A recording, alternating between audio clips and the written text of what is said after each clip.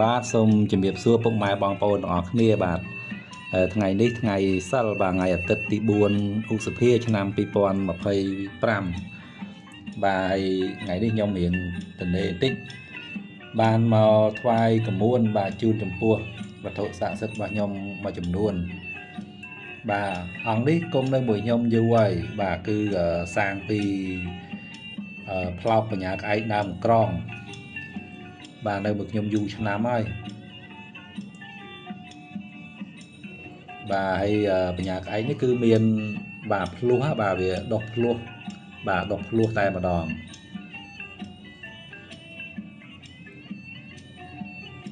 បាទស្អាតថ្ងៃនេះខ្ញុំសូមនិយាយតាក់ទងជាមួយនឹងប្រធានបទមួយបងប្អូនតាក់ទងជាមួយនឹងបងប្អូនយើងមួយចំនួនគាត់ចេះតែជាវវត្ថុស័ក្តិសិទ្ធិបាទពីអ្នកផ្សេងដែលគាត់អត់ស្គាល់បាទខ្ញុំឃើញម្នាក់នោះបាទគាត់រកស៊ីលក់បញ្ញាក្អែកបោកប្រាស់នឹងយូរឆ្នាំហើយបាទចូល10ឆ្នាំហើយមិនដឹងបាទប៉ុន្តែគាត់នៅតែបោកបានទៀតដូចថាគាត់ប្រហោះលក់អញ្ចឹងទៅបញ្ញាក្អែកឫស្សីឬក៏បញ្ញាក្អែក7ជូរអីចឹងគាត់ប្រហោះលក់ហើយមានបងប្អូនយើងខ្លះអត់ដឹងចេះតែតាក់ទងមួយគាត់ជាវ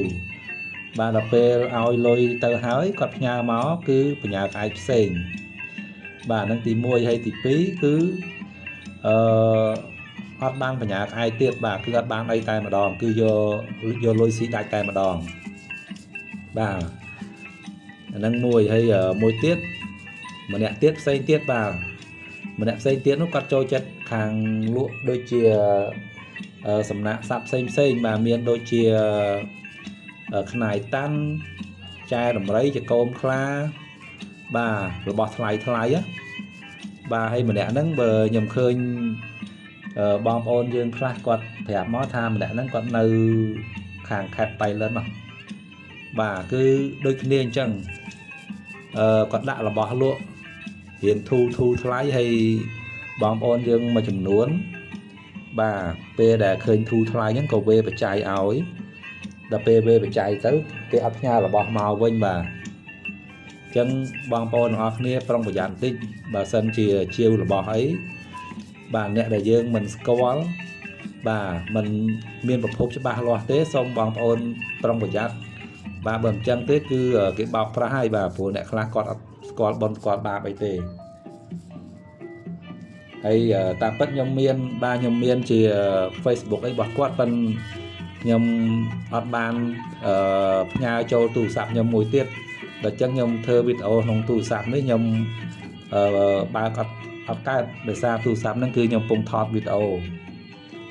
បាទអញ្ចឹងបងប្អូនប្រយ័ត្នបាទក្នុងការជាវជាពិសេសគឺតាក់ទងជាមួយនឹងវត្ថុស័ក្តិសិទ្ធិដែលកម្របាទព្រោះកម្រហ្នឹងគេច្រើនតែបោកប្រាស់ដែរបាទទីហោដូចនាងពួនឫស្សីខ្នាយកាច់គុជឃ្មុំបាទនឹងអីផ្សេងទៀតបាទដែលកម្រហ្នឹងបងប្អូនត្រូវមានការប្រុងប្រយ័ត្នបាទបើមិនចឹងឯងគឺគេបោកប្រាស់បងប្អូនហើយបងប្អូនអត់ដឹងទៀត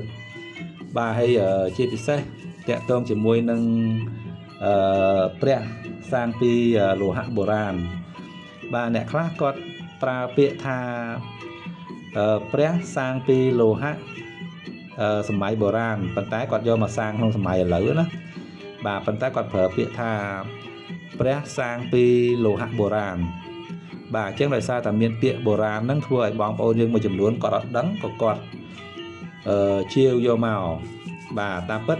មិនមែនព្រះនឹងសាងពីសម័យបុរាណទេគឺគ្រាន់តែគេយកលោហៈបុរាណយកមកស្លបាទហើយគេសាងថ្មីនេះបាទហ្នឹងទី1ហើយទី2គឺអ្នកខ្លះគាត់ច្រឡំទៀតគាត់ថាព្រះសាងតាមរចនាបថបុរាណ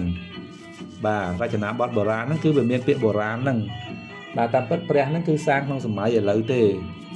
ប៉ុន្តែដោយសារតាគេយករចនាបថពីបុរាណយកមកហ្នឹងគឺច្រឡំមកពាក្យបុរាណហ្នឹងដែលធ្វើឲ្យបងប្អូនយើងមួយចំនួនស្មានតាព្រះហ្នឹងសាងពីសម័យបុរាណបាទក៏ចេះតែជាវមកបាទ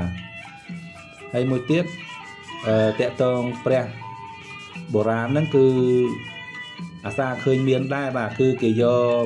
pre sang không sớm mai lợi nó bàn tay kỳ do từ tram tất bà tất năng lia xịt lia ai xem bà chẳng việc vừa ao là bỏ nước mưa tới hiện lăng xâm lắm hay đang hiện cha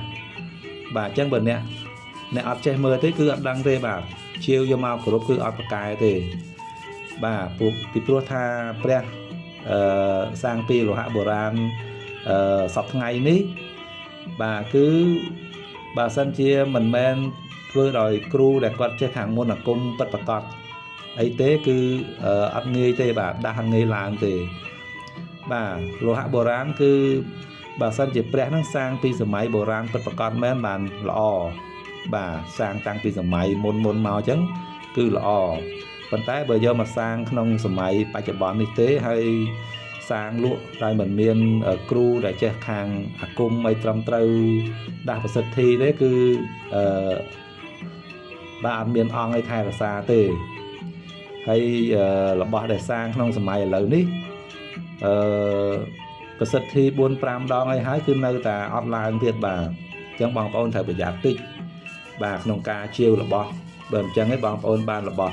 mình lo cho tới group bài bà là ngay chân ở con trai bằng ôn nhầm theo video clay đầm bay chụp việc chun bằng ôn chân đầm bay cả mọi bằng ôn tranh bảo kê